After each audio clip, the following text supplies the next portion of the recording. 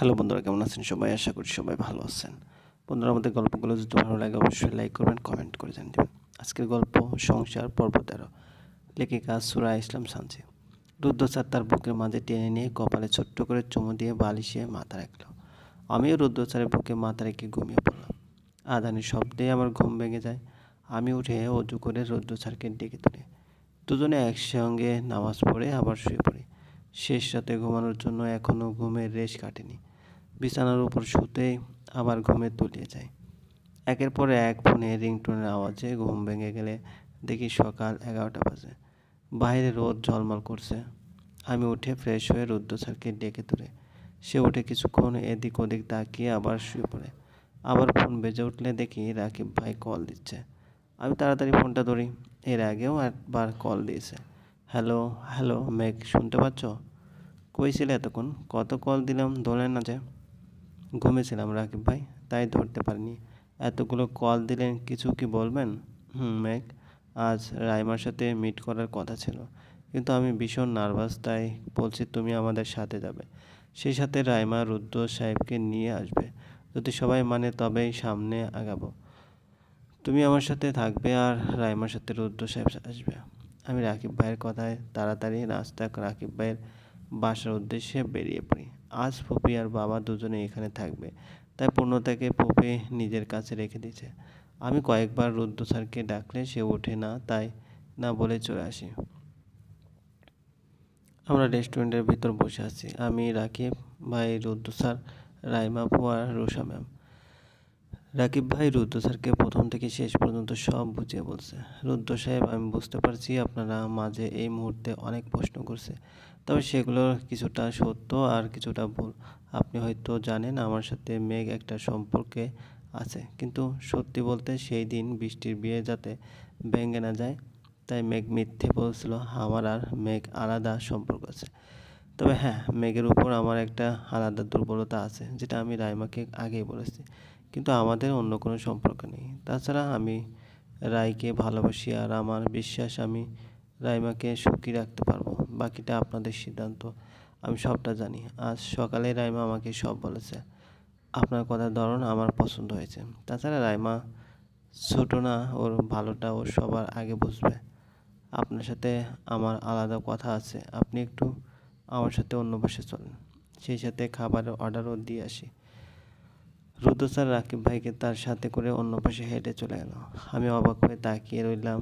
এখানে তৃতীয় ব্যক্তি কে আছে যে যার কারণে অন্য পাশে চলে গেল? রাকিব ভাই আর রুদ্র সাহেবের সাথে রুষা ম্যামও চলে গেল খাবার অর্ডার দিতে। যাওয়ার আগে রুষা ম্যাম সবাইকে জিজ্ঞেস করছে কার কী লাগবে। তখন আমি বলি, ম্যাম আপনার পছন্দ মতো সবার জন্য একই খাবার অর্ডার দেন। আমি রুষা ম্যামকে ম্যাম বলায় রাইমা আপু শব্দ করে হেসে বলে, ওহ মেঘ, এখনও কি তুমি অফিসে কাজ করছো নাকি? তুমি এখন আমাদের বাড়ির বউ। আমাকে রুষা আপিকে তুমি আপু বলেই ডাকো। রাইমা আপুর কথা শুনে রুষা ম্যাম অহংকার করে বলে, উফ রাইমা, তুমিও না, মেঘের কি যোগ্যতা আছে আমাকে আপু বলার? কোনো রকমের পরিস্থিতি সামলানোর জন্য মেঘ এই বাড়িতে ঢুকছে, তাছাড়া কি যোগ্যতা আছে মেয়ের? এত লাই দিলে দেখবে মাথায় উঠে নাচবে। আমার দিকে তাকিয়ে আবার বলল, এই যে মেঘ, তুমি সব ম্যাম বলেই ডাকবে। রুষা ম্যাম চলে যেতে রাইমা আপু আমার পাশে এসে বলল, মেঘ কিছু মনে করো না, রুষা আপি এমনই। আর শোনো, এখন যা হবে কিছুই সিরিয়াসলি নেবে না। আমি আজ সকালে ভাইয়াকে সব বলার পর সে তোমার রেগেছিল। এত বড় সত্য কথা কেন লুকালে? চাইলে ভুল বুঝে বড় কিছু হতে পারতো। তাই তোমাকে কি করে শাস্তি দেওয়া যায় সারা রাস্তা ভাইয়া ভেবেছে। শাস্তি হিসেবে তোমার ভাইয়াকে প্রপোজ করতে হবে। কিন্তু আমি যে তোমাকে এসব বলছি ভাইয়া যেন না জানে। তোমাকে জেলাস ফিল করানোর জন্য অনেক কিছু করবে। তুমি রাগ করবে না কোনো কিছুতে, ঠিক আছে? রুদ্র স্যারের রুদ্র স্যারদের আসার শব্দ পেয়ে রাইমা আপু তাড়াতাড়ি আবার তার জায়গায় গিয়ে সাধারণ হয়ে বসলো। আমি মনে মনে ভেবে নিয়েছি, রুদ্র স্যারকে উল্টো আমি জেলাস ফিল করার উল্টো সেই আমাকে প্রপোজ করবে। মনে মনে এইরকম বাচ্চাদের মতো প্রতিজ্ঞা করতেই নিজের আনমনে হেসে উঠলাম। রাকিব ভাই আমার পাশে বসতে বসতে বলল, বুঝলে মেঘ, এই বিয়ে সম্ভব না। এখানে সব কিছুর ইতি টানা দরকার। রুদ্র সাহেবেরও এটাই ইচ্ছা। আমি চাই তুমি রুদ্র সাহেবকে যেভাবে পারো রাজি করাও।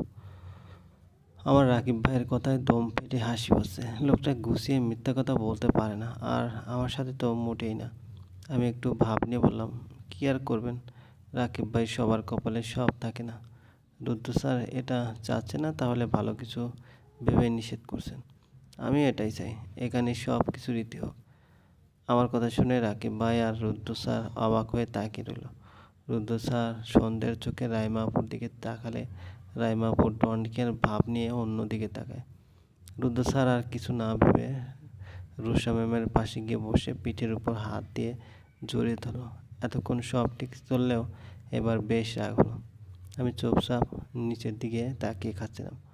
রুষা আপু রুদ্র স্যারের সাথে লেপ্টে বসে আছে, আবার দুজন খাইয়ে দিচ্ছে।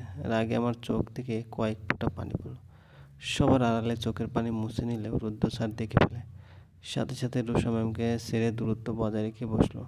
হঠাৎ এমন হওয়ার রুষা ম্যাম রুদ্রের স্যারের দিকে অবাক হয়ে তাকিয়ে রইল। স্যার কিছু না বলে চুপচাপ খেতে থাকলো। হঠাৎ রুষা ম্যামের হাতে ধাক্কা লেগে একটা গ্লাসে পানি সব এসে আমার গায়ের উপর পড়লো। হালকা সিল্ক কাপড়ের জামা, উপর পানি পড়ায় উপর থেকে পেট দেখা যাচ্ছে। আমি কোনো রকমে ওড়না দিয়ে ঢাকার চেষ্টা করছি। বসে থাকার জন্য না বুঝলেও যখন উঠে দাঁড়াই তখন বিশ্রীভাবে শরীরের ভিতরের অংশ ফুটে ওঠে। আমি এসব খেয়াল করিনি, কিন্তু রুদ্র স্যার তার গায়ের কোট খুলে আমাকে পরিয়ে দেয়। কিছুক্ষণ আগের কাহিনী মনে পড়লে রাগে আমি কোটটা খুলে ছুঁড়ে ফেলে দিয়ে হাঁটতে শুরু করে। রুদ্র স্যার ওখানেই দাঁড়িয়ে রুষা ম্যামকে বকতে থাকে, কারণ রুষা ম্যাম ইচ্ছে করেই আমার গায়ে পানি ফেলে রেস্টুরেন্টের ভিতর অপমান করতে চেয়েছিল।